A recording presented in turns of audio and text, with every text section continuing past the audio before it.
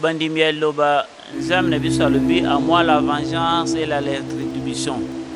Et le corona kusenga na bino nyonso moto asali na prophète biso nyonso lobeza il veut s'enrichir sur le dos des prophètes livre na ye oyo totiki na maboka ya nzambe enrichir ye tina 10e génération. Ces types venaient à l'église d'abord au début comme une nécessité. Oh, il y a solo. Une nécessité parce qu'il était incapable de payer même le loyer de sa maison. Quand asala likolo na se o ayebi vérité makambo banda e banda ti lelo na makambo nyonso nde kochilumba zo sala oya ko dénigrer prophète nzambe asala likolo na se totiki nde kochilumba na maboko na yo okata omimonisa o ezali loba na yo prophète ate arabiso mukana na ye oyo na présenter na na maboko na yo kata yo nde mukata na sembo po mukile bake lilobo eza yo mutakotelemela yango te. CTF Moko, Afrique Info avec Franck Stemai qui Yandankala. Donc le prophète Conde n'est pas quelqu'un que vous pouvez balancer comme ça. Bon, peut-être la chance pour Chilumba, c'est que le prophète Conde n'aime pas la nuisance. C'est comme ça qu'il a demandé et aux fidèles et aux serviteurs de laisser Dieu s'occuper de ce monsieur. Yango tolobi makambo nyonso moko yebi vérité nzambo asala likolo na se apesa yo lifutu ebongi na misala na ye na ekiri na ye nyonso po bato babanga lido. Déjà participé à nos cultes, notre liturgie, c'est une liturgie vraiment copiée du ciel ou alors je dirais descendue du ciel pour la terre. Donc les hommes qui sont serviteurs, tout ce monde qui aujourd'hui, tout le monde qui est aujourd'hui fidèle, chacun a son cœur.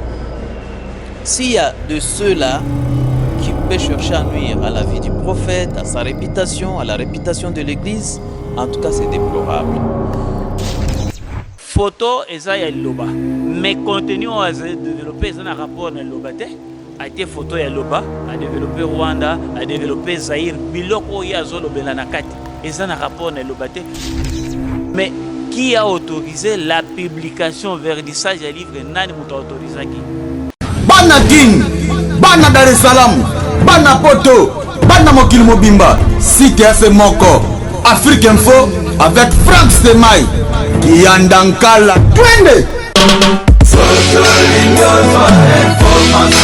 X-Bass Marandura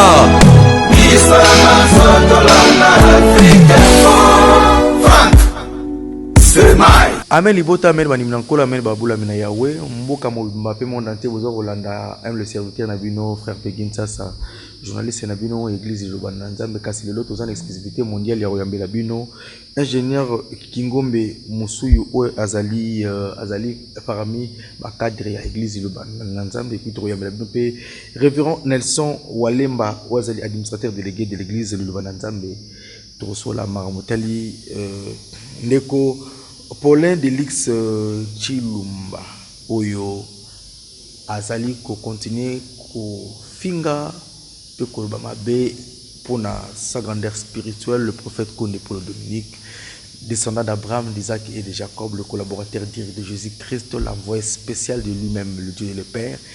Oyo mokili mobimba indima kolo atinda ki pour kubigisa biso na mokili. Kasi ndeko Paulin asala livre na ye livre wana na pesa ke autorisation pour na asala la prophète Conde livre tozola na ba réseaux sociaux ko ba n'importe quoi na ba journaux pour na ko tanga kombo ya mobanisi na ndenge ya mabe ko ba n'importe quoi pour na ko salir descendant ya Isaac descendant d'Abraham envoyé spécial ya nkolo ezali vraiment mabe. Église de Bananzambe ezui mokano nini administration église de Bananzambe ezui mokano nini pona ndeko oyo azali ko finga l'homme de Dieu azali ko tanga kombo ya prophète Conde Paul Dominique ndenge mabe azali ko bebisa lokumu église pe azali ko bebisa lokumu ya sa grandeur spirituelle.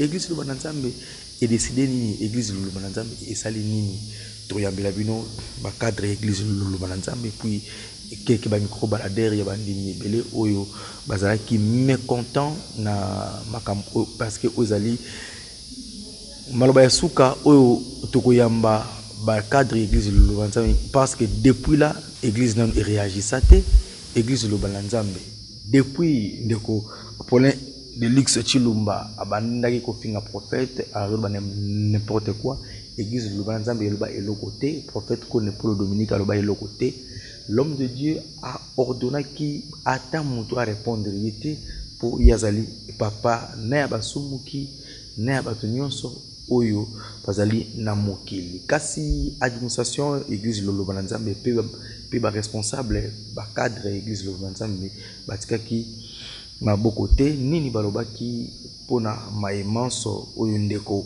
Paulin de Luxe Chilumba azali kosala pe koloba ya mabe pona prophète Konde Paul Dominique concernant nous livre ya nouveau concept de la paix pour le monde oyo asela ki prophète Konde Paul Dominique église Lubanzambe est-ce qu'il a été permis est-ce que l'église ezalaki saisie na makambo soana ba vérité nyonso e oyi bana lelo en tant que journaliste d'investigation et de précision tika tolanda précision tolanda ba interview ba intervention ya moko na moko pour na histoire et sila église pe monde entier ba sambeli boza kolanda biso partout boyoka ndenge nini église a eu décision pour na ndeko oyo azo finga prophète en tout moment bolanda ndenge to soli na ingénieur Kingombe bolanda pende to soli na administrateur délégué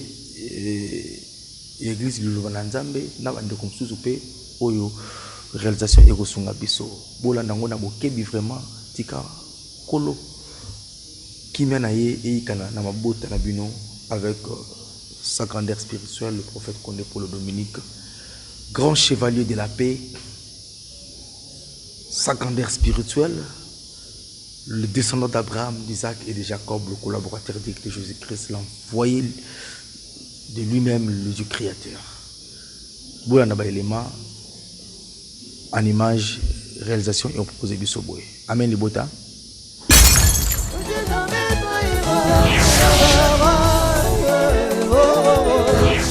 Moteur Kingombe monde entier bazota la biso. Makambu oya livre oyo ndeko Paulin de Luxe Chilumba asalaki pour l'église de Lubanzambe nouveau concept de la paix pour le monde et comme un niveau ti ndeko akoma ko salir comme ya prophète Konde Paul Dominique d'abord nanu makambo bandi ndengini pour na bandeko no sali luba ou ba tala na monde bazwa matière bazwa éclaircissement pour na dossier oyo. Merci monsieur journaliste Namutuna Nayo. Monsieur Paulin Chilumba, c'est un ingrat. Parce que ce que a biographie naie, à professeur d'université, cadre dans plusieurs entreprises, afin que prophète Aza Bourik. Or, yé a lobby un document naie. Psychologue, criminologue, enseignant d'université, cadre d'entreprise, je suis des sciences humaines ont préparé et outillé pour discerner le vrai du faux. Chilumba, en tant que professeur d'université, ce que moi, on a sali mémoire avant de déposer, il faut directeur de mémoire à approuver. Moutou soko komi livre, na kombo moutou, il faut moutou komeli aloba ok biloko komi eza conforme publié yango. Mais na livre na ye oyo, il parle à nouveau concept. Il y a prophète Pon, la même personne où il y a Zofinga Bourik, mais abimis concept où il y a professeur Ayeba Kite dans le monde, concept Poana. Concept Poana, il y a abimisi, a développé dans le livre, il ne parle pas, il y a concept où il y a prophète y a paix. Quand vous lisez ce livre, des fautes d'autographe, Torolobelate. Mais il parle du Rwanda, il parle du Burundi, qui n'a rien à faire avec l'église Loba. Ce qui livre oyo est concerné le prophète Konde. Bandimia Loba balinga ke basombango des milliers de livres. Parce que Moutako comme un livre dans le Japon, au moment où ce livre a été vendu 2 millions d'exemplaires. Mais lui, il a écrit son livre. Il devrait mettre ça dans une librairie. Bandimo Barotanga va s'intéresser à Basali commande. Mais lui, il a écrit le livre à qui la prophète 500 exemplaires. Yemoko. Mais Batounie, papa, livre Oyo et Banda Boni. Alobino na sola qui na 16 pius, na sola qui na Elondo, na Silis livre. Mais qui a autorisé la publication, vernissage des livres? Nani muta autorisé qui? Il n'a pas matière, photo, na matière mususu, surtout le photo nous viennent des archives de l'église Liloba. Donc bandimipe kondipe il y a administration l'église ba ça qui autorisation na ba photo na ba matière mususu ba grande photo eza ya Liloba. Mais contenu on a développé ça un rapport na Liloba te a été photo ya Liloba a développé Rwanda a développé Zaïre biloko ya zolobela na kati eza un rapport na Liloba te le nouveau concept ya paix au prophète azenango oye moko azolula tala nano il est contradictoire so aucun livre na ye moko wa na page 175. Aujourd'hui, il est détenteur de plusieurs mérites. C'est le prophète Condé qui est détenteur de plusieurs mérites scientifiques et des récompenses des grandes universités du monde, responsable de plusieurs œuvres sociales à caractère humanitaire. L'homme a un cœur humain, c'est-à-dire en dépit de sa grande dimension spirituelle, on déniche chez le prophète Condé Paul Dominique un cœur d'amour pour son prochain. Bolingwa prophète Yango et Saliboy. Ce type venait à l'église d'abord au début comme une nécessité. Oh, il y a solo. Une nécessité parce qu'il était incapable de payer même le loyer de sa maison. Papa, Talawa Chilumba, je reconnais avoir réussi. Paulin Chilumba, première décharge. Mbongo aye kosenga mbongo ya loyer bazobenga na ye na ndako prophète a assisté ye Chilumba 3 décharges eza ao ya ye soka sengi mbongo pa prophète atindie bosunga ndekwaza na pasi azobunda alors bulunga prophète yango a transformé yango na malheur aye bayebisi ke livre na yo kende ti yango na ba librairie mbongo nyoso ko gagner et servir vie na yo lokolo za na pasi mais prophète na bulungu na ye abimisi mbongo apesi totangi livre et ça na contenu mon côté tiens librairie même si vous vendez 10 millions d'exemplaires intérêt et l'église n'a pas besoin de ton argent. La faute d'orthographe professeur d'université Moté Kingombe n'habite comment autoriser qui marambo et puis ce sont ces gens de professeurs d'université quand lui-même à un niveau quel niveau il peut donner aux étudiants au moment lui-même il prétend écrire un livre qui sera lu par le monde entier avec beaucoup de fautes d'orthographe. Ben, étudiant n'a une matière ni n'a pas ça bango. Et puis il est de quelle université? Il n'a pas cité l'université parce qu'il y a qui s'est même dans l'université à Simanda. Il est de quelle université? Est-ce que parmi les professeurs d'université au Congo, on peut les citer? Quel est son niveau d'études? Parce qu'il n'a même pas parlé de son niveau d'études. Lui, il est ingénieur le prophète. Le prophète a un diplôme de honoris causa. Mais lui, il a quel diplôme quand il est géré le prophète? Le prophète est venu avec le concept de la paix. D'où vient le concept de la paix? Jésus de Nazareth. Sur aujourd'hui dans la Bible, dans Jean 16. Jésus a dit, il faudrait que je m'en aille. Afin que le consolateur vienne. Ce consolateur, il vous parlera du péché et de la justice.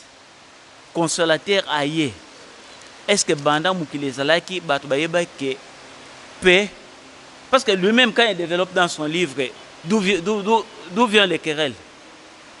Ils ont bima pour la aussi longtemps que Moutakotika Kobomanyamatende, qui t'embicité, il n'y aura jamais de la paix. Parce que Chilomba lui-même, il s'est contredit dans beaucoup d'histoires. Dans son préface, c'est lui-même qui a préfacé. Il dit que professeur, face à cette réalité qui semble fatale, les savants et organisations qui ont pensé que la violence était un défi pour le monde se retrouvent désarmés et impuissants. Ils sont impuissants. Alors, si ces termes suscitent un moindre questionnement en vous, nous vous recommandons d'entrer en contact avec le prophète Conde Paul Dominique pour avoir la preuve de la puissance manifeste de Dieu selon les promesses publiques et bibliques longtemps prophétisées. La paix pour toi et pour ta nation et le reste un don sacré de Dieu. Awana mukanda ya Jean.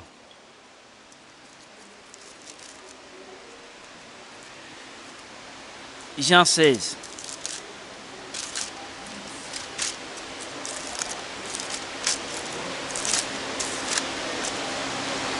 Jean 16, verset 7.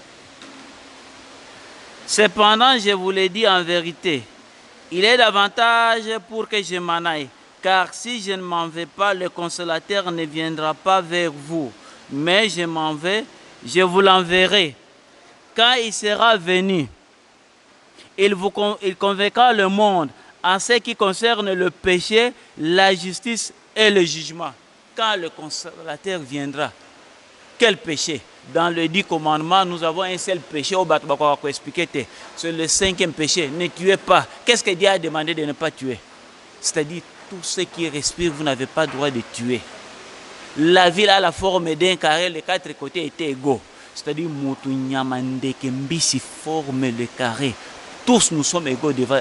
À part suprématie ya mutu likolo ya nyama ezali esprit na intelligence ou atie. Na Bible na Ecclésiaste bazotuna où est la supériorité de l'homme sur la bête. Ecclésiaste 2, 19 jusqu'à 22. Où est la supériorité de l'homme sur la bête? Là où va le souffle de l'homme, c'est là où va le souffle de la bête. Kingombe to boy te makamno so yo moté zoko tsabiso na Biblia makasi et bi église lo bayangwana mais problème na biso yali bazo finga prophète justice musala ngonini moté Kingombe parce que l'église lo ba ezana bandimi partout na monde bo éviter que bandimi ba telema ba koma ko sala mabe to vie ya ndeko oyo esuka mabe botiki kaka pe boye ndeko azofinga na prophète normal de la ba télévision ko finga ko ba n'importe quoi pour l'ombre de Dieu oyo nzamba tindaki bino ba cadre église bozolo ba nini bozolo be côté muto yo le connaissant on ne voulait même pas te tenir point où pour te répondre parce que il n'a même pas qualité ni ya kotanga komba prophète ce qui est moko a talibola mo prophète a sali po commander ngazali akofinga prophète mais prophète azolo banabiso boti kanzambi moko akufuta ye yango mona ki Jésus ere bazo boma ya alobi tata limbisa bango bayebele côté prophète philosophie ya prophète c'est de ne pas nuire alobaka botika ba mema na yena ba justice on a gagné le procès sur ce plan là comme il n'a pas d'argument azoke na ba réseaux sociaux point que ba pese mbongo atika makamwana prophète akopese même pas 100 francs. Vous payez $5,000, vous savez, il des charges, comme le secrétaire général de l'église, vous payez 5,000. Vous avez entêté, vous continuez à faire des bandits, vous payez le sous pour le salut. Non, on a fait ça qui est bon. Vous avez des charges dans les réseaux sociaux, vous avez des charges, vous payez moi avance, il y a vous payez là qui est. Aïe, Aléli. Mutu ayokelaki ye mawa eza frère Willy mbongo wana frère Willy mutu apesaki ye alobi zwa mbongo oyo lokolo lobaki kosalaki ba dépense totuni na imprimerie zwa ba dépense na yo teka livre na yo récupérer mbongo nyonso ko gagner asalaki yango na imprimerie Saint-Paul. Alors ba dépense osalaki kuna c'était dans le 3500 mais ba pesi 5000 kende teka livre na yo gagner eza frère Willy parce que biso ce qui est dans l'église, le problème c'est déjà la justice. C'est le frère qui ne voulait pas que le problème continue. Comment on si on a niveau une investigation à Sali, apparemment ça peut mon liloba. Où a souffert peu, des charges belé on a moni église na sa grandeur spirituelle après ça belé baba bambongo après sungi bandako bana kobela asungi prophète asungi na makambo belé mais ami bengi mondimi pe aliloba mondimi aliloba mais mondimi abalukeli prophète mondimi akomi kofinga moto na nzambe mondimi akomi ko salir haute personnalité il y a descendant d'Abraham, d'Isaac et de Jacob na habité Motei Kingombe de Karaboy comme Karaboy au répondre par rapport à dossier et là comme bandimi faut pas comprendre na église na prière de peuple de Dieu tolobaka ngombe na ngombolo ba fanda esika moko tala jare ya bangombolo tozona bango na loba soko ba yoka ngombe na ngombolo ayaki sous forme ya mundimi or aza ngombolo aza mutu oyo ba infiltraki ayaki na ba intention mususu azo senga bazo assister ye mais sikoyo abaluki les prophètes mais problème muto yo prophète ko loba te parce que prophète asenga la mutu mabete bispe to ko senga le mabiete parce que surtout le bina minute oyo comportement azo affiché to remettre dossier na ye na maboka ya nzambe akata tozana 30 jours te sans que tozwa jugement nazana expérience ya nguya ya lobake personne sur la terre ou lilobo oyo moto akotelemela yango te so tolobi totia ye na maboka ya justice ya nzambe akoyoka komona makambo oyo nzambe akorépondre tosengi nzambe trancher likambo oyo parce que tokobomba na miso ya bato okokende pa avocat okosi makambo mais nzambe ayebi yo so totia ye na maboka ya nzambe dans 30 jours nzambe akotrancher problème na ye ekozala malheur mpo na ye na mpo ya bana na ye parce qu'il est conscient du fort intérieur ayebi vérité na bateau bazo ko utiliser ye ndenge azo sala makambo na ye parce qu'il cherche de l'argent facile on ne cherche pas l'argent comme ça mais ba garder 100 fois mais Motei Kingombe bato musupe na ba investigation to sali balobi pe azali azape yemote eza clique bande ko pe mususu ya église ba proche collaborateur l'homme de Dieu bazana kati ya makambo wana eza selon ba investigation parce que toi na télévision faut dire la vérité babi il n'est pas seul aza entouré na bateau bazo chaye pour eza cop bakabola mbongo apparemment prophète Konde aza millionnaire bat bayaka na bango boye ba beti cop na bango mbongo ebimi bakaboli na bango oui eza cop eza na entourage oyo ya mabe yango ozoyoka babiloko ye azo évoquer babiloko ye ayeba te il parle de la vie privée ya prophète est-ce que prophète akacha vie privée na ye azalaki na mwasi aboti bana bakabwani mwasi wana ke ko bala aboti bana mususu est-ce que c'est la première personne à divorcer mutu wana il parle ya makambo au prophète azwa semeki na ye atia ye na finance après afuta yete dans ses déclarations est-ce que c'est normal c'est dit que dans l'église semeki a prophète ne financé et le comportement que ce type agissait prophète a déclaré en vrai pas battre il est le maître église ou eza prophète moko il met le collaborateur ndenga lingi il a autour de lui battu ba province nyoso quand tu es bis il t'écarte calmement il n'a pas de compte à rendre à quelqu'un mais hier a commis que ça la chantage prophète biloko nyoso sala kango en secret ayebisi basal source ya revenu beaucoup ebele ndenga zana mutima bulingo to somba mituka esunga ba source e mata social na bino échanger asombi mituka bazwi mbongo bapesi basali bo faire tourner mituka social na bino échanger prophète abimisi mbongo ya dim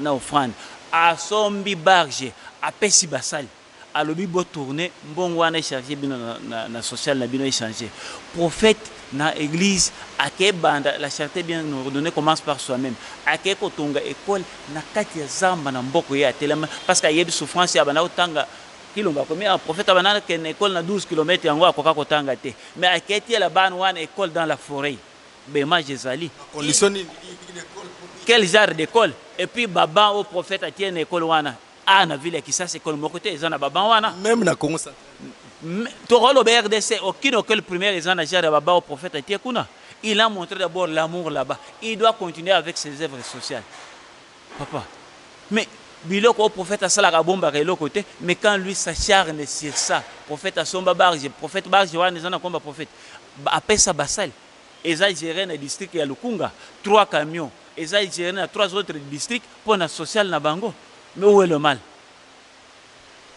Motei Kingombe bandimi basiliki makasi en tant que responsable de l'église Liloba nzambe nino ko bandimi ya monde c'est parce que Liloba et ça la publicité bamonaka nde stade de matière etondaka nini ozoyebisa bandimi nyonso bazotala biso na monde entier parce que ndeko oyo Chilumba oyo akomi koloba n'importe quoi pour l'homme de Dieu surtout dans les réseaux sociaux nini ozoyebisa bandeko église surtout ya diaspora oyo baza na kanda makasi balingi baagir autrement parce que bino kaka kola limbisa oh non kola limbisa tina ko finga moto na nzambe tina niveau oyo bandi bazonga baagir na ndenge na bango mosusu nini no comme ça bandimi nyonso baotala biso na télévision bandeko bandimi ya loba nzambe na biso alobi à moi la vengeance et la rétribution eloko oyo na kosenga na bino nyonso oyo moto oyo asali na prophète biso nyonso lobi eza dimanche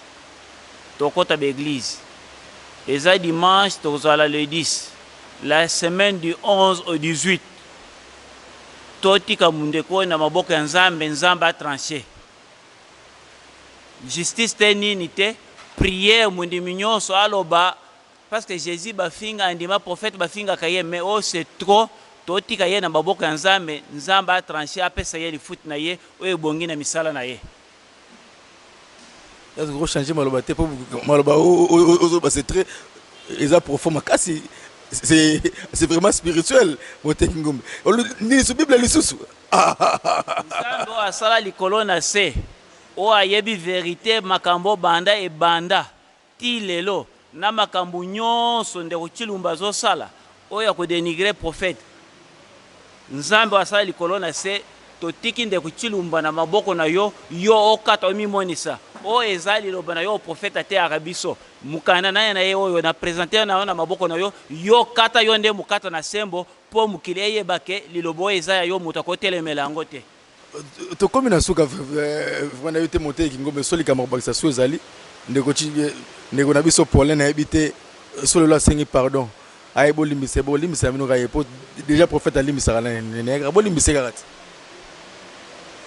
nature ya prophète eza ya kolimbisa mais koya kosenga bolimbisa pa prophète na biloko oyo apublie na baréseaux sociaux avant akoma kosenga bolimbisi il faut démentir à retracer vérité à reconnaître badécharge oyo abanda kosala abanda aloba kaka so batindi ye napesi ye mbongo asigne poto ke elakisaki azwaki mbongo à reconnaître bambongo nyonso azwaki na cadre nini est-ce que tous les gens oyo bazopublie balivre na monde bakoma livre sur Moussé par le Belge c'est Moussé qui a acheté le livre nga naza na livre wana epa na ngai c'est parce que j'aime ça nasomba balivre bakoma balivre nyonso oyo bakomaka na monde est ce que bakomela bato wana nde basombaka yango c'est ceux qui aiment la doctrine oyo balingi makambo oyo akomaka nde basombaki ye soki azocomprendre te il veut s'enrichir sur le dos de prophète livre na ye oyo totiki ye na maboko ya nzambe enrichir ye ti na 10e génération. Je suis l'administrateur délégué de l'église, c'est-à-dire c'est par moi que passent tous les documents officiels de l'église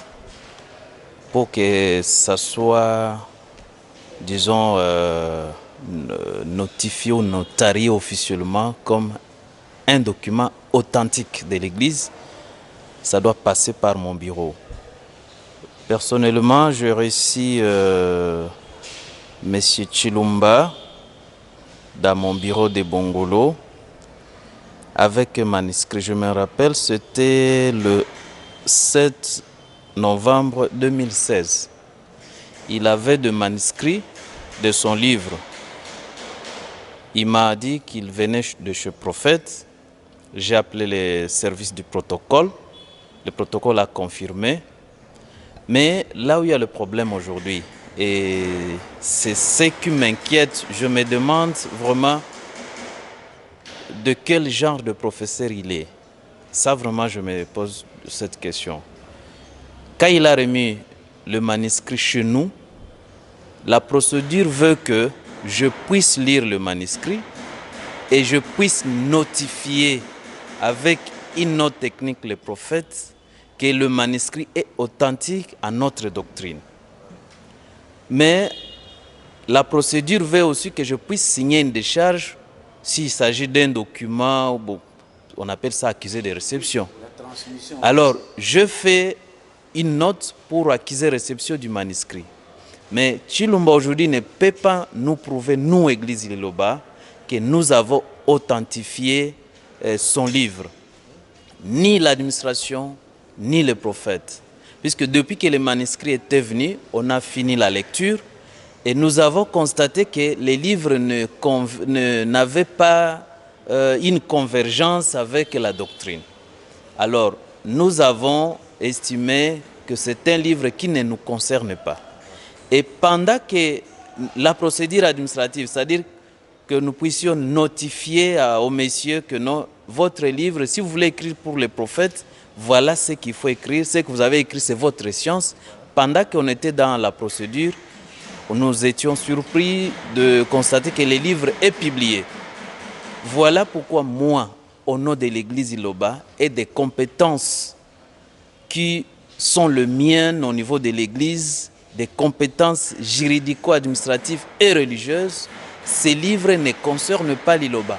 Nous avons reçu le manuscrit, mais on n'a jamais authentifié le manuscrit pour que ça soit publié. Et qui doit authentifier? Nous sommes des techniciens de l'administration. C'est qu'après notre appréciation, le chef signe. Il n'a pas ces documents-là où le prophète a authentifié, puisque les livres ne contenaient pas quelque chose qui concerne l'Église Iloba. Donc je déplore sa manière de publication, je déplore son attitude aujourd'hui vis-à-vis du prophète. Je viens de voir les décharges auprès de mon collègue, les financiers, où le prophète l'avait même assisté. L'avait même assisté plusieurs fois. C'est ça le rôle d'un prophète. Conde Paul Dominique, pour ceux qui ne les connaissent pas, je ne sais pas si sur la terre il y a deux personnes qui ont la grandeur de cœur comme lui. Donc il reçoit tout le monde, et il l'a reçu. Et vraiment, le prophète voudrait que son âme aussi, l'âme de notre frère Chilumba, soit sauvée comme des millions des âmes qui sont sauvées au travers de la parole de Dieu du prophète Condé. Donc, moi, j'interviens en tant qu'administrateur de l'Église, en tant qu'administratif, pour confirmer ici que Chilumba, le manuscrit de son livre, n'a jamais réussi l'authenticité de publication au nom du prophète Condé. Il n'a pas un document qui peut prouver que vraiment on a authentifié qu'il publie les livres. Donc qu'il cesse de s'encharner sur la vie d'un homme de Dieu.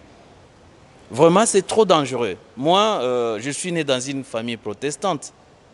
S'il y a quelqu'un au Canada ou aux Amériques de ma famille qui suit les images, il va vous le dire.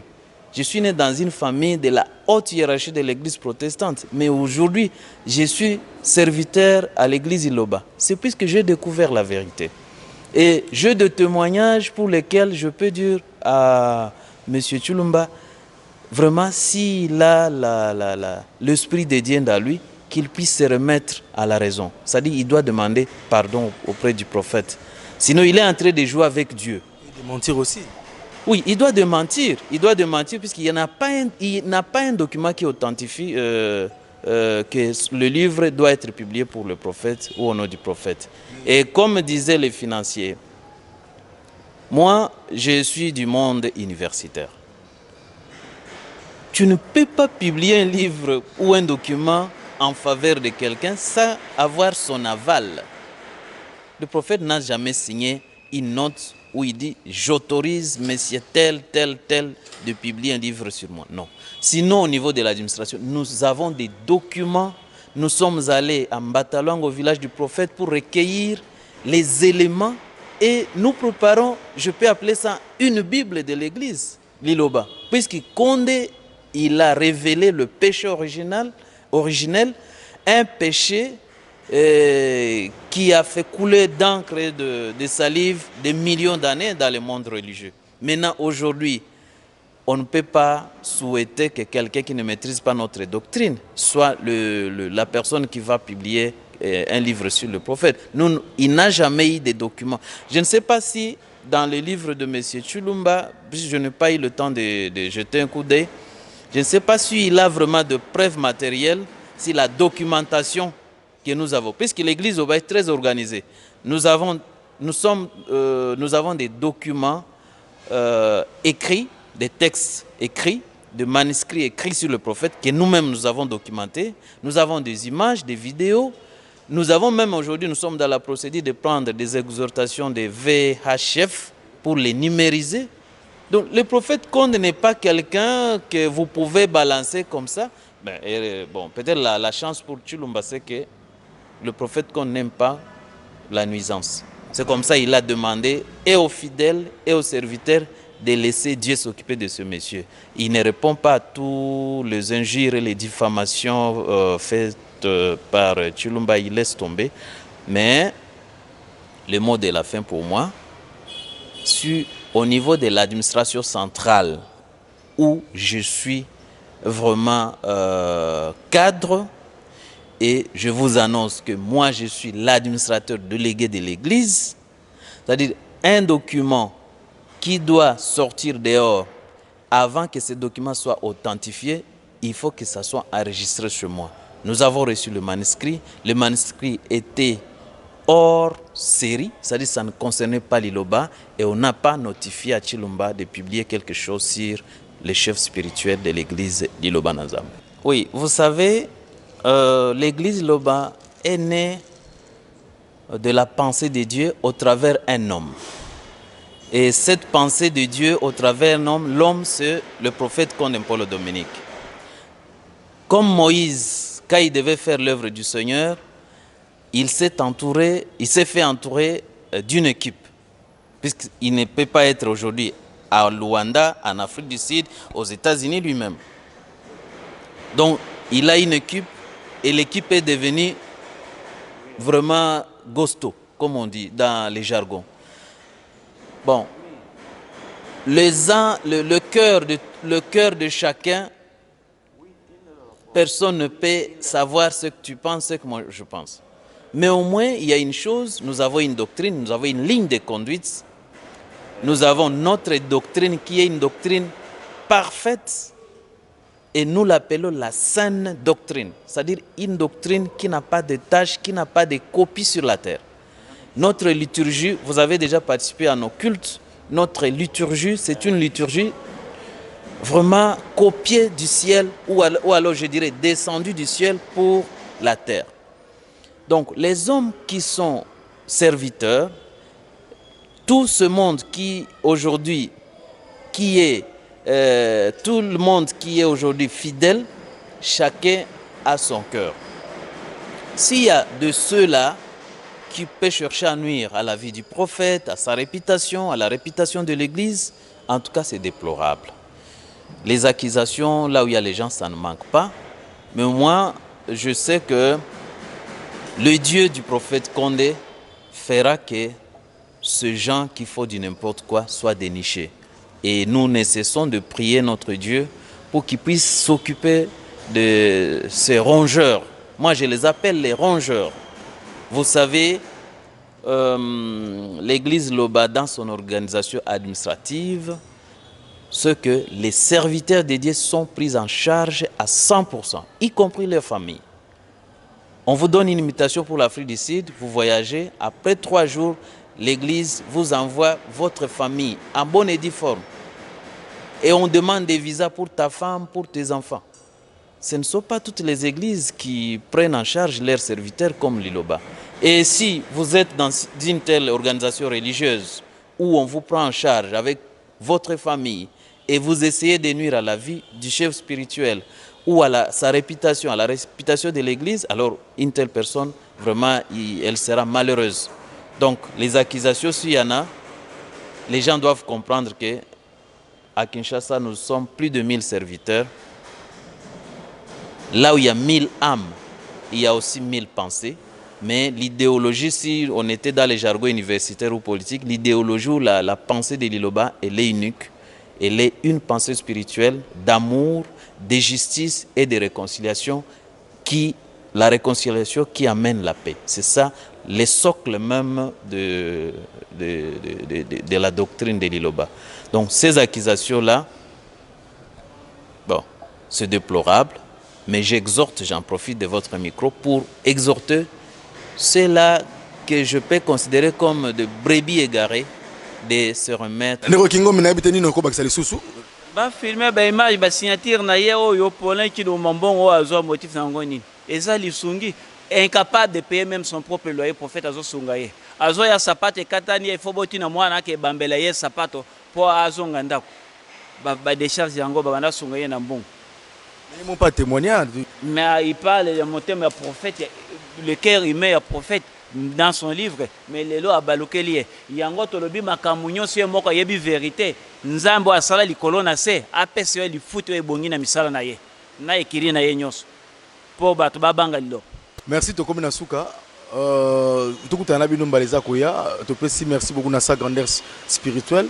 Nenga pesi biso autorisation et longo na l'administration église pour te monter Kingombe à éclaircir biso concernant dossier il y a livre de Copolin à combien qui sa grandeur spirituelle le prophète Kone Polo Dominique tika kimi ankolo e ikana na mabota na bino.